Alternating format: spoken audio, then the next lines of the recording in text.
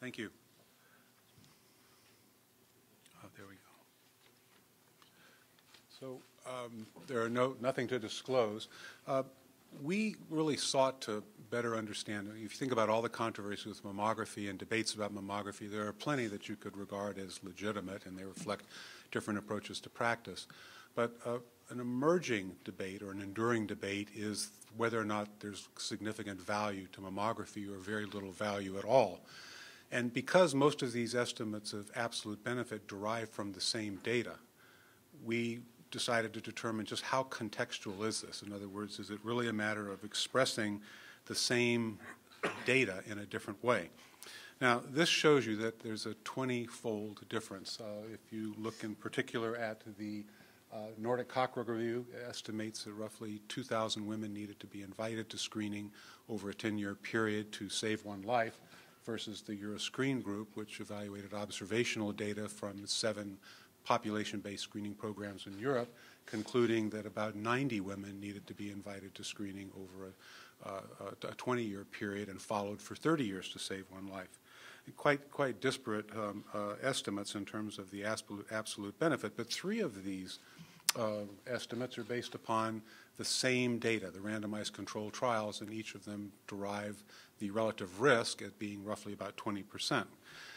When we think about the way to measure the effectiveness of mammography, it depends very heavily on the relative risk, which means you could get very different estimates based upon specific age groups or different approaches to screening. We would expect those kind of differences.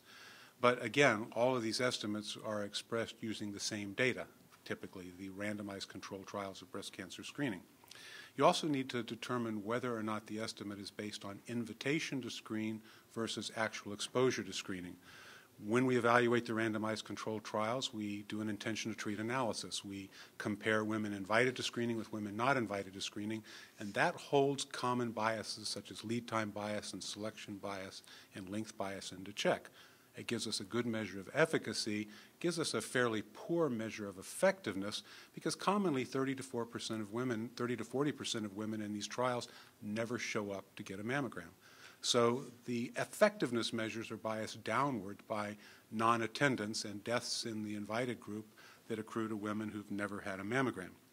Finally, the duration of follow-up is a critical issue because breast cancer has relatively good survival even among women who ultimately die of their disease. Now, this shows you the classic Fisher plot of the 11 randomized controlled trials and the independent UK review, which is the population and the approach that we standardized these comparisons to, observed what pretty much everybody else consistently observes, that when you take all these trials together, you see about a 20% difference in the death rate among women invited to screening compared with women not invited to screening. The comparison of the number needed to invite versus the number needed to screen that I just mentioned is illustrated here in this comparison of age-specific data from the Swedish 2-county trial showing number needed to screen and age-specific data from the Preventive Services Task Force's systematic evidence review, which is based upon number needed to invite. And as you can see, these differences are quite different. So the task force estimated the number needed to invite to prevent one breast cancer death overall as being a little over 1,200 women, whereas in the Swedish 2-county trial, which is standardized to about 3 rounds of screening over a 7-year period, with women followed for 20 years, that number is 464. As you can see for the age-specific differences, they are quite considerable as well. So the difference between number needed to invite and number needed to screen is quite a critical difference in these estimates of absolute benefit. And I think everybody can appreciate that a protocol for a randomized controlled trial of analyzing by intention to treat, by invitation, is important. But if you want to measure the effectiveness, you have to appreciate that a letter of invitation doesn't do anyone any good. You have to show up to get mammography in order to benefit from it. I mentioned long-term follow-up, and that's also critical. So this is 29-year follow-up from the 2-county trial. And what I would draw your attention to, and I think, let's see if I can do this with the mouse. Yes, good. So we observed a 31% fewer deaths over the entire duration of follow-up, and that's because the control group was screened at the very end of the trial. But what's most important to observe here is that the number needed to screen to prevent one breast cancer death gets consistently more favorable with increasing years of follow-up, running from 922 women at 10 years to 414 women at 29 years. Note here, in the deaths prevented in the active study population, that is the group invited to screening, that if you take the total comparison of expected to observed deaths, at 10 years of follow-up, you haven't even observed half of the deaths prevented, comparing 71 to 158. So really, follow-up of 20 years at a minimum is really critical to begin to see the fullest benefit of screening in a study such as this. So going on to look at the four estimates that we compared in the UK independent review of breast cancer screening, and we standardized these estimates to this particular analysis, and we did that for a couple of reasons. Number one, we had a standard population to work from, a classic population that everybody endorses for screening, women 50 to 69. It also was an independent review. It was set up by the Cancer Research UK and the National Screening Service to invite experts with no background in breast cancer screening and therefore no historical biases one way or the other to evaluate these data. And it looked at, it had relative available data to estimate the cumulative mortality in the group exposed to screening. So what they observed, comparing women ages screened between the ages of 50 and 70 and followed for mortality until the ages of 55 to 79, that for every 235 women invited to screening, one breast cancer death would be prevented, and for every 180 women screened, one breast cancer death would be prevented. Now, the Nordic Cochrane review, which represents an extreme counter estimate in terms of the absolute benefit, took the same, observed the same 20% mortality reduction from the randomized controlled trials, but downgraded it to 15% in their judgment as a more reasonable estimate. They based their evaluation on 10 years of screening and 10 years of follow-up, in which the follow-up period was contemporaneous with the screening period. It's just a decade of screening and a decade of follow-up. Based upon the data I just showed you from Sweden, that means that the benefit of that first round of screening, the fullest benefit of that first round of screening, would not be observed in that 10-year period. We would have observed only half of it.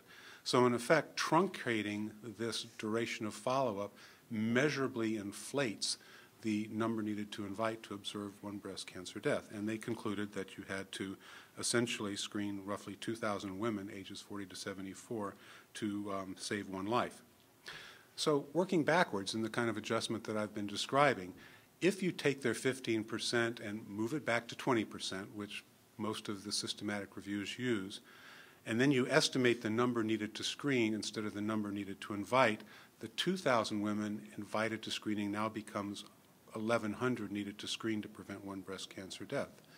If we take that follow-up and move it up to 20 years as opposed to 10 years, we then decline from 2,000 to 600 needed to screen to prevent one breast cancer death. And because the Nordic Cochrane Institute's meta-analysis was principally dependent upon 3 randomized control trials that were heavily influenced by women in their 40s, where there is less breast cancer, they also had a much higher number. So when we adjust that to actually a population of women ages 50 to 69, then the number gets closer to 300 needed to screen to prevent one death. The task force did age-specific estimates in order to determine the effectiveness of screening in different age groups, and that heavily influenced their recommendation. So to level the playing field, here again, we took a weighted average of women ages 50 to 69 and estimated number needed to screen and came up with approximately 400, down from an average of 1,339 or 377. And if we converted this to the same screening and follow-up scenario, because these estimates are based upon different follow-ups from the randomized controlled trials, we bring this overall estimate of number needed to screen down to about 200 to 300. The Euroscreen group is essentially the group of investigators that are charged with evaluating the European screening programs, the programs in Italy and Spain and England and Sweden, Netherlands, and so on. This is actually an incidence-based mortality where you are looking at not only at number needed to screen, but you're ensuring that the cases under evaluation were diagnosed after screening policy began. One problem with the trend analyses that were shown this morning is that they're heavily contaminated with deaths in the post-screening period due to women who were diagnosed in the pre-screening period. So you need to remove these women from the analysis who could never have benefited from screening because their diagnosis was before the screening program was started. In their incidence-based mortality pooled analysis, they observed a 38% mortality reduction, which is good or better than we observed from the individual randomized controlled trials. And again, standardizing their 30-year follow-up to 20 years of follow-up, they observed 90 women needed to be screened to prevent one breast cancer death.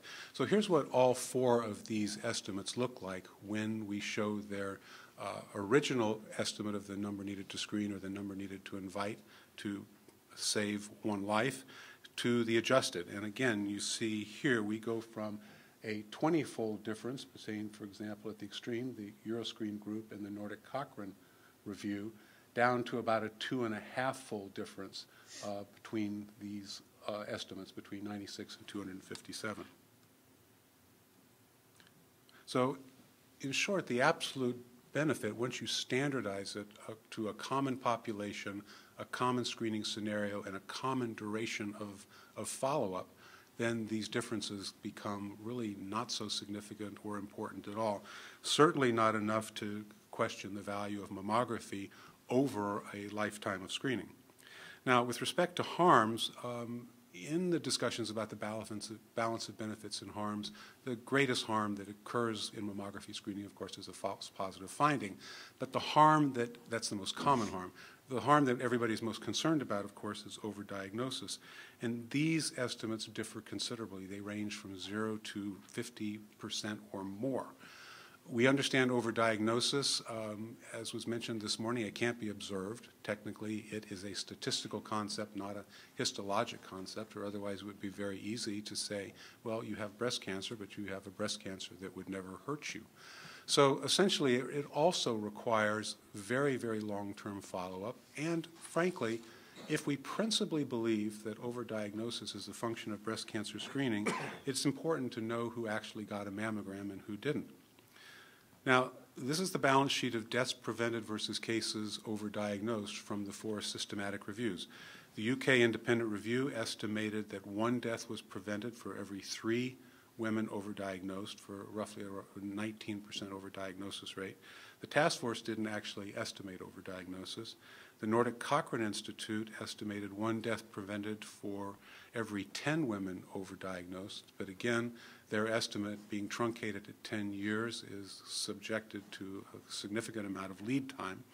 They estimated about a 30% overdiagnosis rate, which is similar to what Dr. Welch has estimated and reported this morning. The Euroscreen group estimated about 2 lives saved for every 1 case overdiagnosed, and roughly about a 6.5% overdiagnosis rate.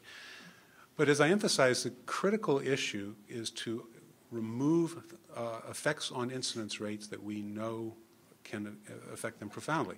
When we screen a population, we bring cases forward by screening that we otherwise would have detected in years going forward. So we find cases today that we wouldn't have found until next year, the year after, or the year after that. So that's lead time, and we need to adjust for lead time. Likewise, we have to adjust for contemporaneous trends and incidence, which, believe it or not, can vary considerably even in adjacent countries. So if the naturally occurring incidence rate due to changes in risk factors or cohort risk, which can actually differ in younger and older women, is changing over time, that also is going to influence incidence, and it's going to give you the impression of a higher incidence rate associated with screening. In this nice analysis by Politi and colleagues, in part of the Euroscreen group, Those analyses that are not properly adjusted for lead time and trends and incidence show very high rates of overdiagnosis.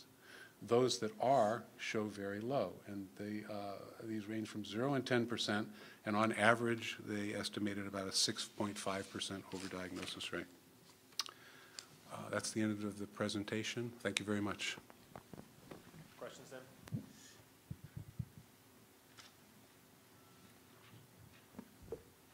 Yeah.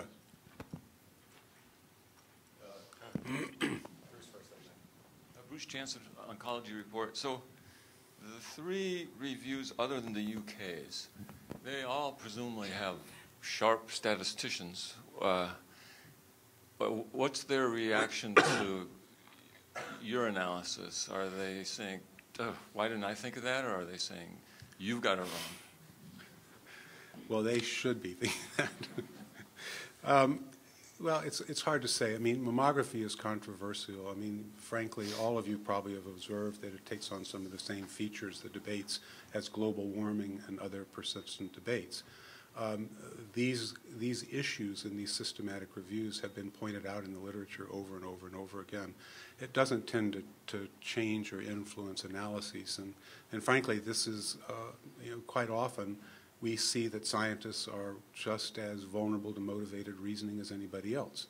So the notion that long-term follow-up is needed, ought to be universally accepted because of the data that we have from randomized controlled trials, but it commonly isn't. The difference between invited to screening versus actually being screened is something people would argue about. So frankly, I think the arguments, it's a matter of how compelling you find one versus the other. Again, what we tried to do here was to standardize the numbers to a common scenario. It may be that some of these investigators would say, well, I don't agree that you should have ever done that. But I think truly leveling the statistical playing field is very revealing. Dr. Osborne, do you have any observations on this new analysis? No, I think it makes some intuitive sense in the sense that these trials originally were set up to invite 50,000 women to participate in a screening program, inviting them. And then when you do that, you have to analyze all 50,000, even if they didn't show up to get screened. So if they were invited to be screened, and let's say 25,000 of them were invited to be screened, and yet 40% of them don't show up to be screened, they still have to be analyzed as if they were screened. And so that provides what I think is a pretty easy understanding that that's going to be an underestimate of the true benefit if you're counting people that never got screened in the screen group. Secondly, we're now learning more and more that breast cancer is even a more indolent disease than we thought, and that particularly ER-positive breast cancer, which is the most common subtype of breast cancer, many patients don't recur and die of their breast cancer for a decade or more. And so if you're not following patients long enough to capture all of the recurrences and deaths from the disease, then you don't get a full assessment of the value of screening earlier in the course. So if you're only following for 10 years and a whole bunch of other patients die after that, then you're missing those deaths in your analysis of the benefits of the screening. So long-term follow-up, I think, is also makes a lot of sense to me. It's extremely important. Now these trials, are huge trials, and they're very expensive. You can imagine just writing letters to 50,000 people is expensive. So they're very hard to do, and they're all fraught with some positives and some negatives. And I think what Dr. Smith is trying to do is to try and to level the playing field, as he said, by standardizing all the different studies into a certain way so that you can analyze them in the same way. And so I think the data seem reasonable to me, although I'm not one of the statisticians that evaluates these sorts of things. But it makes common sense to me that what he's saying would be true. Okay. Michael Smith, MedPage Today. Dr. Smith, this analysis seems to some degree to be a response to the New England Journal paper that was talked about this morning. And it's a mathematical work, and I guess it all is at this point. but I'm just trying to get a sense of when you start moving numbers around like that, how convincing is that likely to be to doctors out in the real world who maybe, as Dr. Osborne said, are not statisticians? Well, I'd like to think it's reasonably persuasive because, as Dr. Osborne said, it's sort of common sense. It stands to reason that long-term follow-up is important, and if you haven't followed your patient long enough, then you may be underestimating the benefit. It stands to reason, just as commonly when I speak to the press and I describe an intention to treat analysis, then I hear, wait a minute, these are the women who got screened, right? And I say, no, these are women invited to screening. And the common response is, well, why would you do that? And we do that to hold biases that we know about and biases that we have no idea about constant. The idea if you have two equal groups in your randomization that you accomplish that, if your randomization went well. But you could certainly never persuade any woman that the benefit of screening would be underestimated, including all the women who never got screened, because she would likely say, well, what about all of us who actually get a mammogram? That's what I want to know. So essentially we're talking about number needed to screen. We're talking about a relative risk estimate that is based upon being screened, now that we know that the efficacy of mammography has been demonstrated, and adequate follow-up to actually measure that difference, which we've shown you in a randomized controlled trial, is really important. And it really was only until we started having 20-year follow-up and 25-year follow-up and 29-year follow-up that we were actually able to measure that. Lo and behold, that measurement is just not confined to a few years after the end of screening. Does the term overdiagnosis mean the same? Mean the same in all these analyses? It does, but across all cancers, it can have very different meaning and very different pressures. Ultimately, an overdiagnosis cancer is a cancer that we never would have known about if the patient hadn't been screened. Inherent in that is that it's non-progressive, that it's not life-threatening. When you're dealing with something like prostate, you're dealing with a large volume of slow-growing disease, typically occurring in much older men, in which they ultimately would have died from prostate cancer if they had lived long enough, but the competing causes of mortality as they get older can interfere with that.